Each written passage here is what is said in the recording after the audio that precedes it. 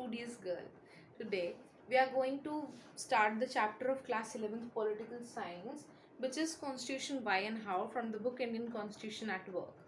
So this is the slide, and one thing more I would like to tell you all, that I'll be teaching you all according to the CBSE curriculum latest 2024 and 2025. So let's start the chapter. Firstly, I would like to tell you which points we are going to cover. So the points we are going to cover is the introduction, why do we need a constitution, authority of a constitution, provisions adopted from various other countries, and lastly the remarks. So here we should start. In this chapter we are going to cover and come across how was the constitution made, which provisions are borrowed from which country, and also the importance and functions of the constitution. So why do we need a constitution? A very big and a very important question. If we are going to become a political science student, is one of the most important question a political science student should know. So me, as being a political science student, I am going to tell you, and you will also become a political science student. So let's go. So we need a constitution because it allows the coordination and assurance of the country. So there, in such a vast country, there are a huge amount of population, and India is presently the first in the category of population, as we all know. So there needs to be a coordination between the various citizens and also the ministers, government, everyone. So constitution set down those rules to assure coordination among the huge population of India. The second point goes as constitution provides specification on decision making process. Constitution provides and lays down the rule who will be making decision for such a vast country. Constitution puts limitations on the power of the government. Constitution also laid down what are the limitations of the government. Limitations of the government says that as we, being the citizens of the country, we also have some rights. So the government cannot implement their own rights and trespass our rights. So that is the limitation mainly imposed on the government, which is laid down in the constitution. The last states the aspirations and goals of a society. Constitution states what a specific and a imaginary society must be. So aspirations and goals of every society to become that type of society which should be perfect and equal in all sorts of manner. So constitution laid down those rules even. And the last one gives fundamental identity to the citizens. We, as being Indian, today we proudly say that yes, we are Indians. But if the constitution would not have been there, we would not say that much easily. Because constitution gives us a fundamental identity which is helping us in being ourselves. And we can proudly say that yes, we are belonging to that particular boundary and territorial area which is said as India, and we belong to that territory, so we are Indians. This is our fundamental identity which is stated in the constitution. So that is very much helpful as we are being the citizens of the country. So next comes the functions of the constitution. This is the slide. Constitution and functions is it provides a basic set of rules for minimal coordination among such a vast population. The same as it said, why do we need a constitution? It was same as that it provides us a rules that will help in working out with such a huge population, which is not possible at all very easily. So we specifically need rules. The other function is specifies who has the power to make decision in a society and how the government will be constituted. Second function is that it will specify how the government is to be elected in such a vast country. And presently in India, it is working as FPTP system, first past the post system. And how will the government will be constituted is also stated in the constitution. The third one is it will set some limits on what government can impose on its citizens. Limits imposed are fundamental, which government can never trespass. So we are being, as citizens of India, we have some fundamental rights like right to equality, right to life, right to education and everything. So the government can never trespass them. Government can never stop these rights and never abolish them. So that is, the constitution is providing safeguard to those fundamental rights by limiting the powers of the government. Okay. So next comes the authority of a constitution.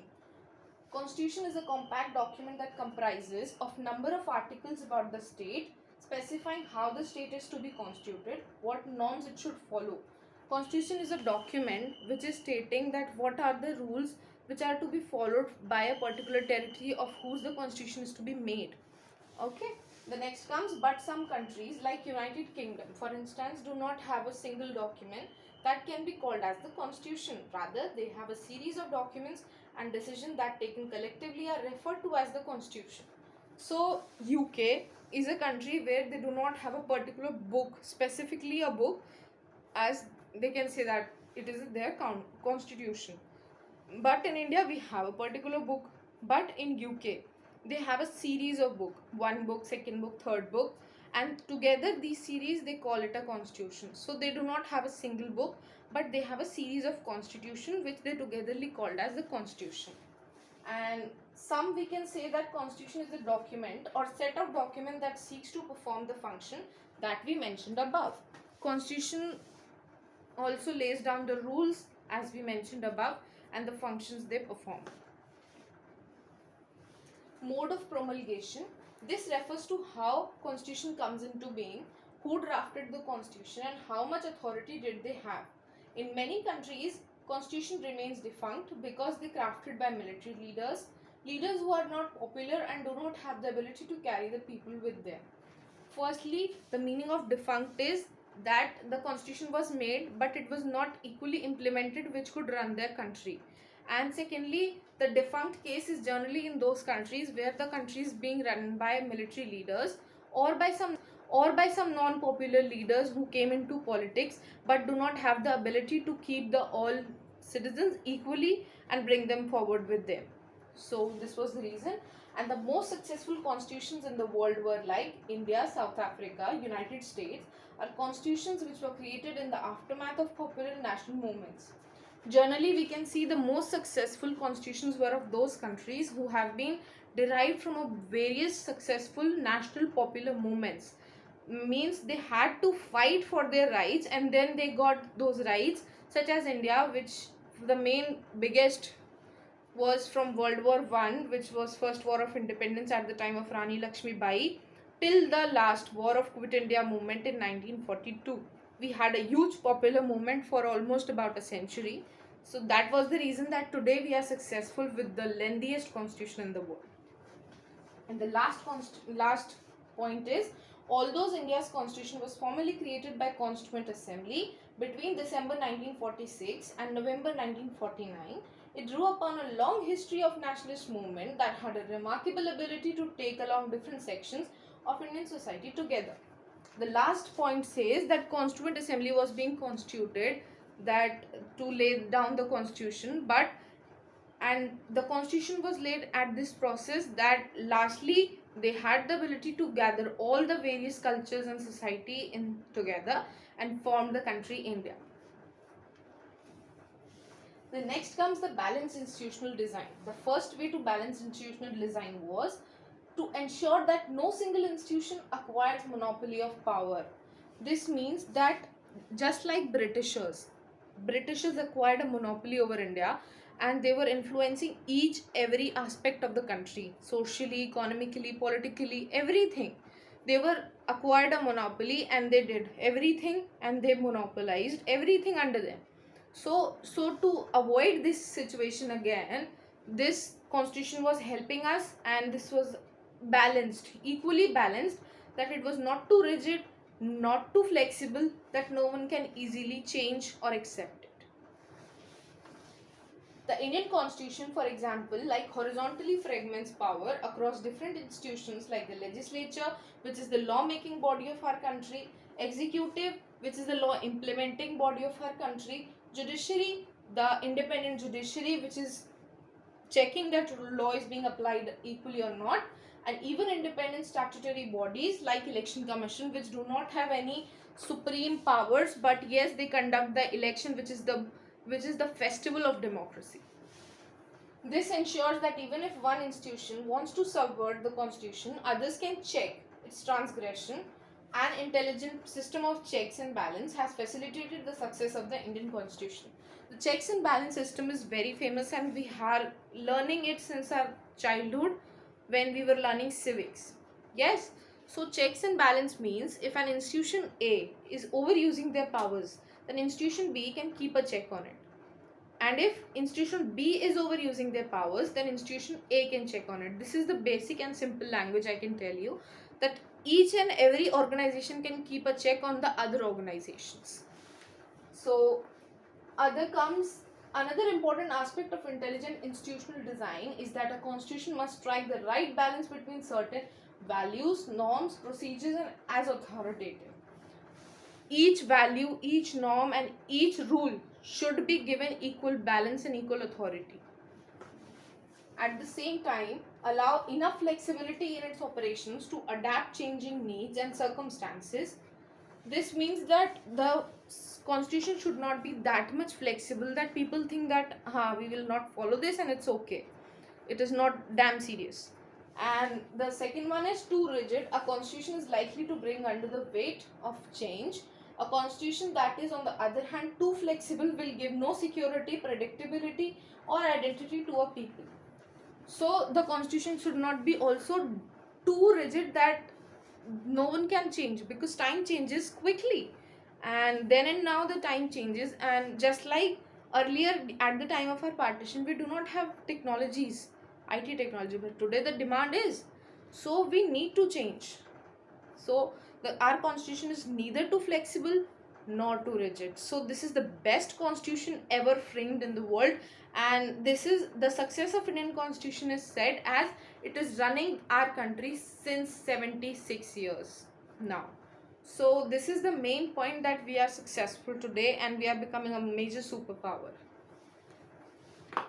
And successful constitutions strike the right balance between preserving core values and adapting them to the new circumstances. Another comes, how was the constitution made? Formally, the Indian constitution was made by the Constituent Assembly, which had been elected for undivided India. Earlier, when our Constituent Assembly was made, India was undivided. The first sitting before the partition was on 9 December 1946, and the sitting which was reassembled after the constitution was on 14th August 1947. So its members were chosen by indirect elections by the members of provincial legislative assemblies that had been established under the Government of India Act 1935. The members of Constituent Assembly were chosen by indirect elections, which means the people, the citizens of the country were not directly electing the members, but the representatives of the citizens were electing them. So indirect elections in the form of proportional representation system through single transferable vote, provincial legislative assembly members elected the constituent assembly members. The Constituent Assembly was composed roughly along the lines suggested by the plan proposed by the committee of the British Cabinet known as the Cabinet Mission Plan. Constituent Assembly was framed on the basis as said in Government of India Act 1935. Provinces elected. Provinces were the independent states at that time which do not have a monarchy but a proper rule.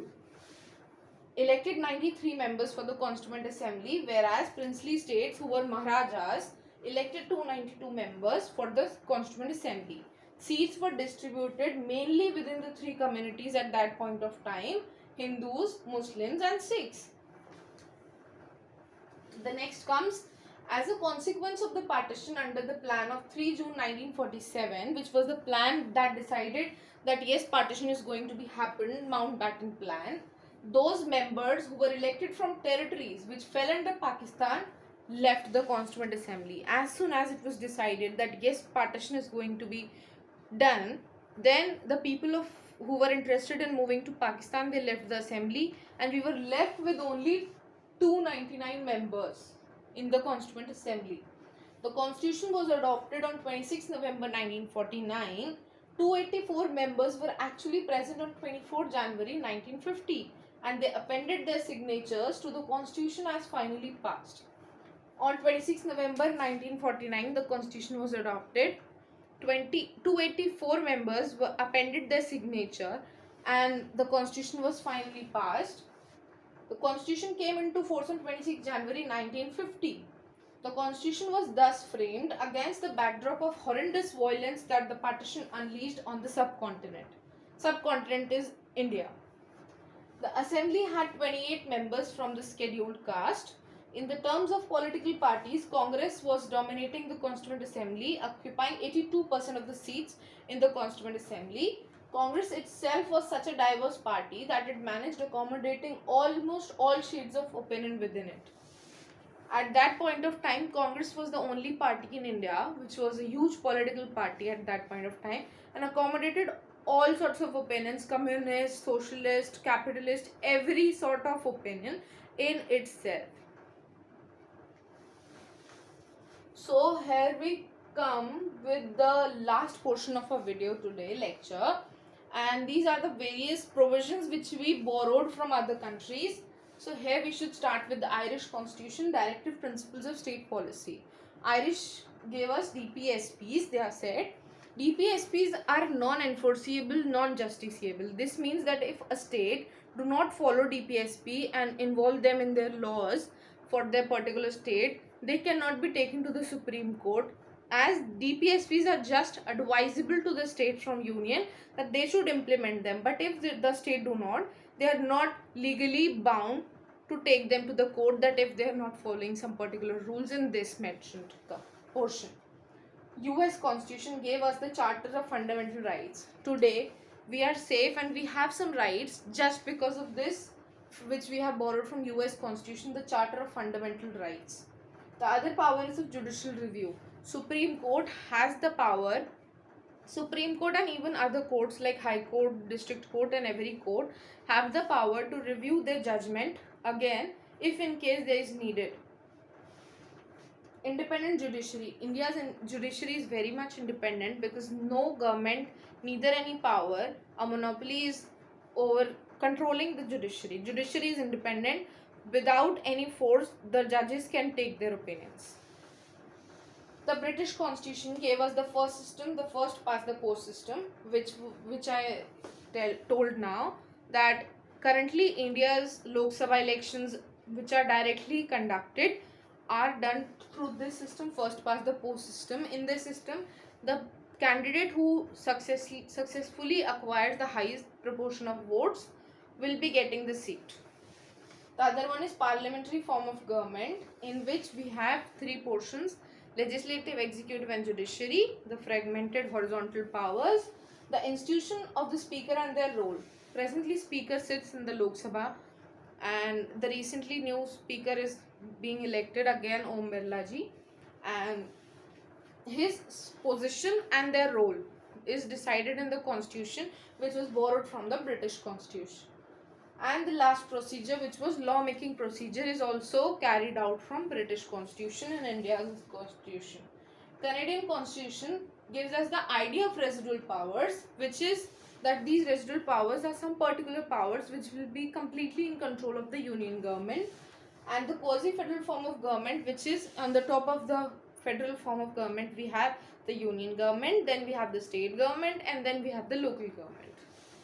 And French Constitution gives us the principles of liberty, equality and fraternity, which was the famous French Revolution, which we have read in history in previous classes. So these are the symbols which we got from that French Revolution: liberty, equality and fraternity. So thank you very much. This was all for today. I hope you liked the video. So please do like, share, subscribe and comment down below. I hope we'll be seeing each other very soon. So that's all for today. The Studious Girl is signing off. Thank you very much.